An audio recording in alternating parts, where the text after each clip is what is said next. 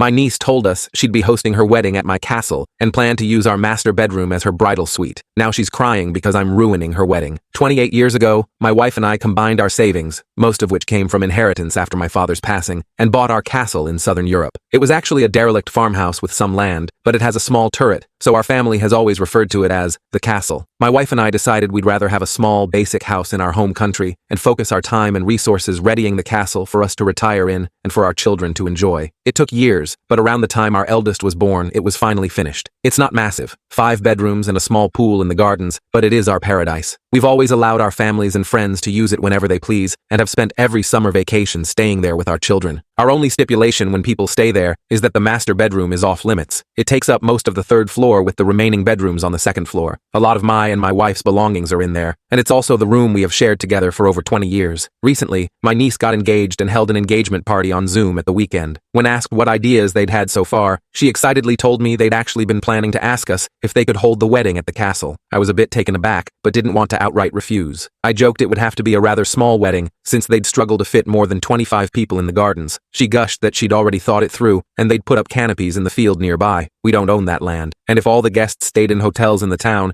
she would arrange transport for us all to get to the villa. My wife and I bit our tongues not wanting to make a fuss during their engagement celebration. But later, when my niece texted me to repeat what she'd said, I asked her to clarify the sleeping arrangements, and after some back and forth, it came to light that she plans to use the master bedroom as the bridal suite, and for the wedding party to have the remaining rooms. My wife, children, and I would have to stay elsewhere. I slept on my decision and spoke with my wife. On Sunday, I responded and politely refused, saying it's too small and we aren't comfortable having anyone in our room. Both she and my sister blew up at me, telling me I was ruining her wedding and she'd always dreamed of marrying at the castle. My sister even said since I used my inheritance it's family property, which is obviously ridiculous. I shut her down pretty quickly in that regard. While yes, we've let them use our property freely over the years, that doesn't mean they own it. ETA. When we texted her on Sunday, we offered a compromise. No master bedroom, and either get permission, insurances to use the fields, or reduce guest count to 25. We even offered to host a small rehearsal too, but she rejected the offers. That is when we outright refused.